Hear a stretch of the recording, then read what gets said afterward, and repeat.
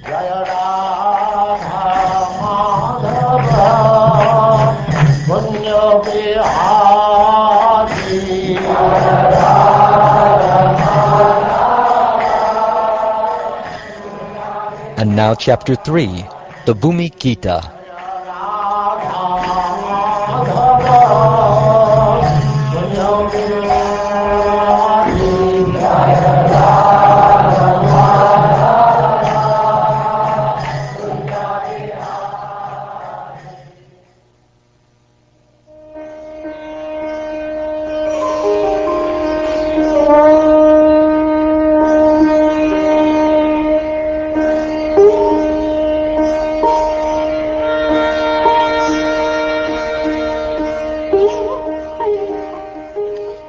Shukdev Goswami said, "Seeing the kings of this earth busy trying to conquer her, the earth herself laughed. She said, 'Just see how these kings, who are actually playthings in the hands of death, are desiring to conquer me. Great rulers of men, even those who are learned, meet frustration and failure because of material lust. Driven by lust, these kings place great hope and faith in the dead lump of flesh called the body, even though the material frame is as fleeting as bubbles of foam on water. Kings and politicians imagine, first I will conquer my senses and mind, then I will subdue my chief ministers and rid myself of the thorn pricks of my advisors, citizens, friends, and relatives, as well as the keepers of my elephants. In this way I will gradually conquer the entire earth. Because the hearts of these leaders are bound by great expectations, they fail to see death waiting nearby. After conquering all the land on my surface, these proud kings forcibly enter the ocean to conquer the sea itself. What is the use of their self-control, which is aimed at political exploitation? The actual goal of self-control is spiritual liberation. Although in the past great men and their descendants have left me, departing from this world in the same helpless way they came into it, even today foolish men are trying to conquer me. For the sake of conquering me, materialistic persons fight one another. Fathers oppose their sons, and brothers fight one another because their hearts are bound to possessing political power. Political leaders challenge one another. All this land is mine. It's not yours, you fool. Thus they attack one another and die. Such kings as Prithu, Pururava, Gadi, Nahusha, Bharat, Kartavirya Arjun, Mandata, Sagara, Ram, Katvanga, Danduha, Raghu, Trinabindu, Yayati, Sharyati, Shantanu, Gaya, Bhagirata, Kuvalayashva, Kakutsta, Naishada, Nriga, Hiranyakashipu, Vritra, Ravan, who made the whole world lament, Numuchi, Shambhara, Bhoma, Hiranyaksha, and Taraka, as well as many other demons and kings who possess great powers of control over others, were all full of knowledge, heroic, all-conquering, and unconquerable. Nevertheless, O Almighty Lord, although they lived their lives intensely trying to possess me, these kings were subject to the passage of time, which reduced them all to mere historical accounts. None of them could permanently establish their rule.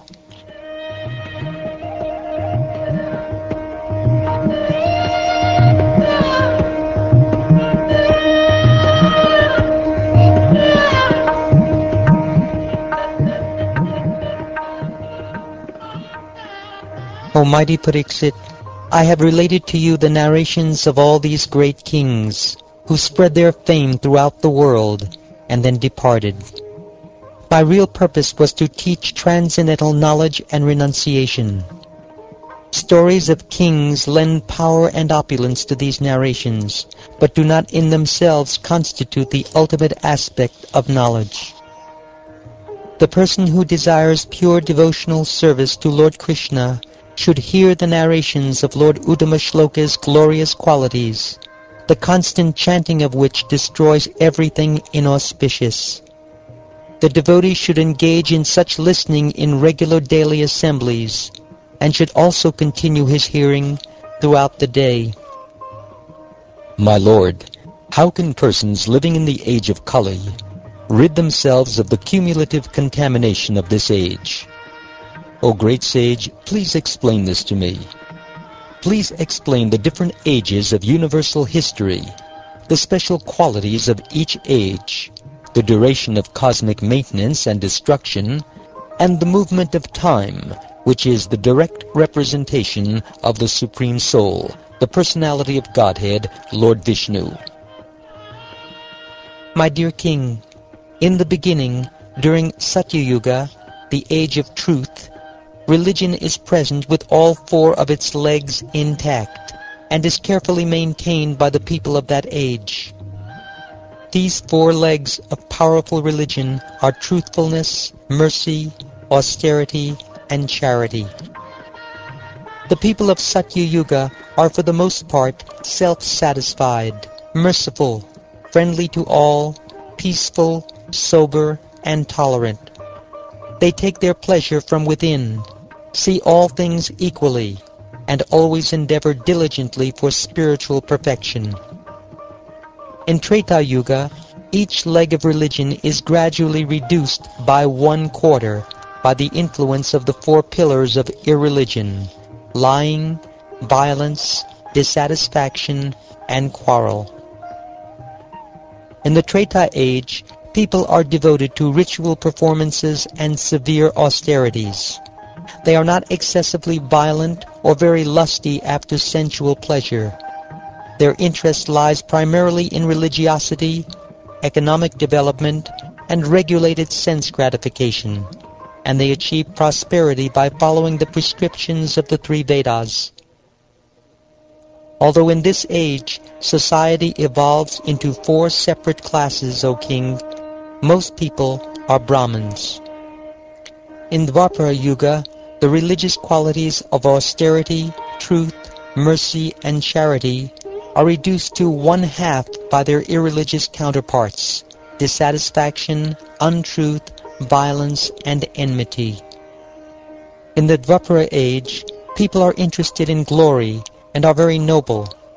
They devote themselves to the study of the Vedas, possess great opulence, support large families, and enjoy life with vigor. Of the 4 classes, the Kshatriyas and Brahmins are most numerous. In the age of Kali, only 1/4 of the religious principles remains. That last remnant will continuously be decreased by the ever-increasing principles of irreligion and will finally be destroyed.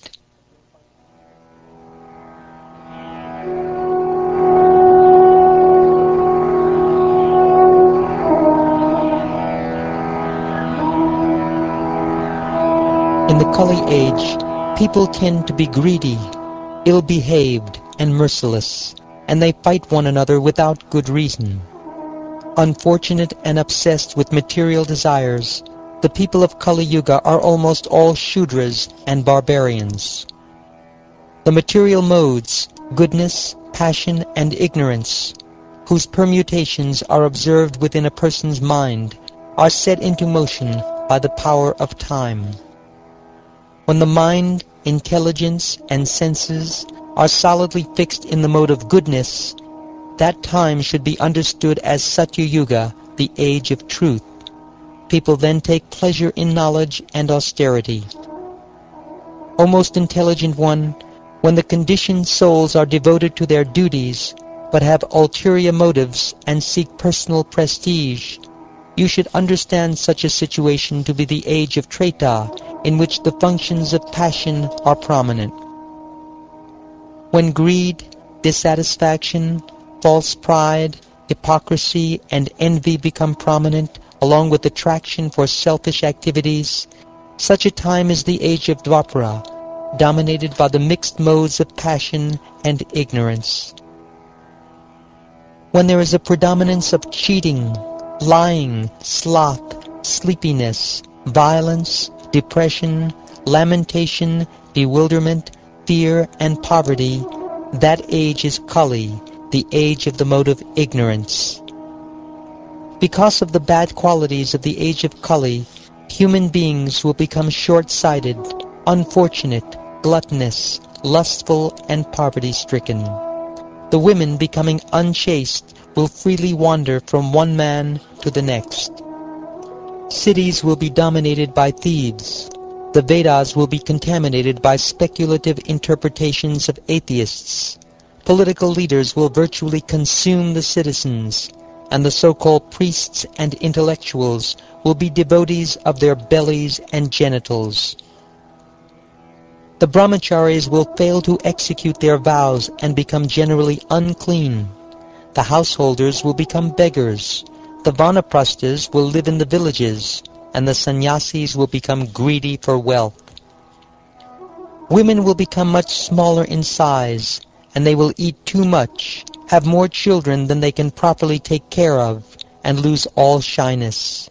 They will always speak harshly, and will exhibit qualities of thievery, deceit, and unrestrained audacity. Businessmen will engage in petty commerce and earn their money by cheating.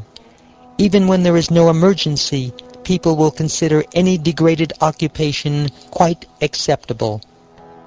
Servants will abandon a master who has lost his wealth, even if that master is a saintly person of exemplary character. Masters will abandon an incapacitated servant, even if that servant has been in the family for generations. Cows will be abandoned or killed when they stop giving milk.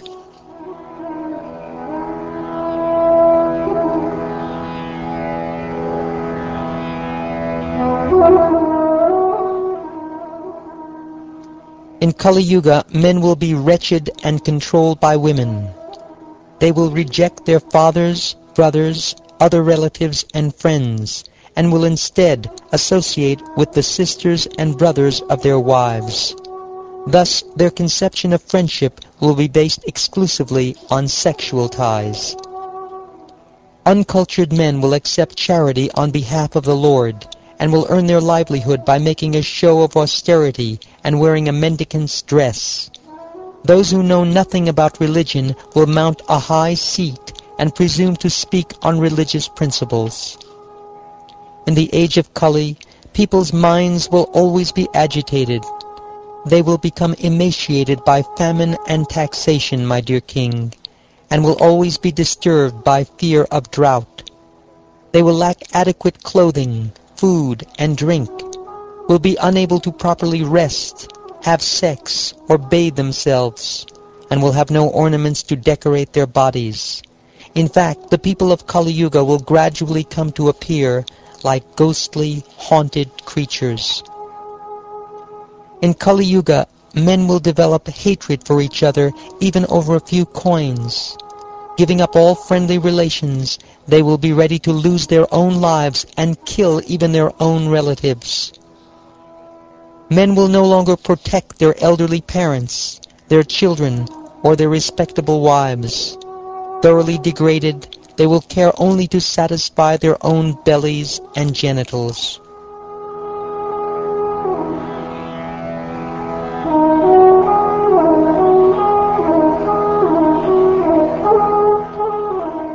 O king, in the age of Kali, people's intelligence will be diverted by atheism, and they will almost never offer sacrifice to the Supreme Personality of Godhead, who is the Supreme Spiritual Master of the universe. Although the great personalities who control the three worlds all bow down to the lotus feet of the Supreme Lord, the petty and miserable human beings of this age will not do so. Terrified, about to die, a man collapses on his bed, although his voice is faltering and he is hardly conscious of what he is saying. If he utters the holy name of the Supreme Lord, he can be freed from the reactions of his fruitive work and achieve the supreme destination. But still, people in the age of Kali will not worship the Supreme Lord. In the Kali Yuga, objects, places, and even individual personalities are all polluted. The Almighty Personality of Godhead, however, can remove all such contamination from the life of one who fixes the Lord within his mind. If a person hears about, glorifies, meditates upon, worships, or simply offers great respect to the Supreme Lord, who is situated within the heart, the Lord will remove from his mind the contamination accumulated during many thousands of lifetimes.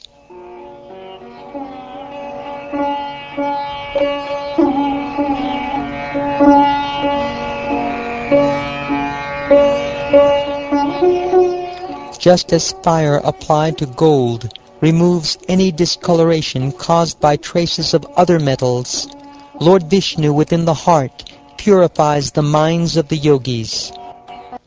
By one's engaging in the processes of demigod worship, austerities, breath control, compassion, bathing in holy places, strict vows, charity, and chanting of various mantras, one's mind cannot attain the same absolute purification as that achieved when the unlimited personality of Godhead appears within one's heart. Therefore, O King, endeavor with all your might to fix the Supreme Lord Keshava within your heart. Maintain this concentration upon the Lord, and at the time of death you will certainly attain the supreme destination. My dear King, the personality of Godhead is the ultimate controller. He is the supreme soul and the supreme shelter of all beings. When meditated upon by those about to die, he reveals to them their own eternal spiritual identity. My dear King, although Kali Yuga is an ocean of faults, there is still one good quality about this age.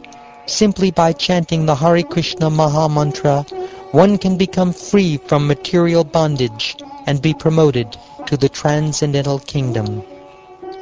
Whatever result was obtained in Satya Yuga by meditating on Vishnu, in Treta Yuga by performing sacrifices, and in Dvapara Yuga by serving the Lord's lotus feet, can be obtained in Kali Yuga simply by chanting the Hare Krishna Maha Mantra.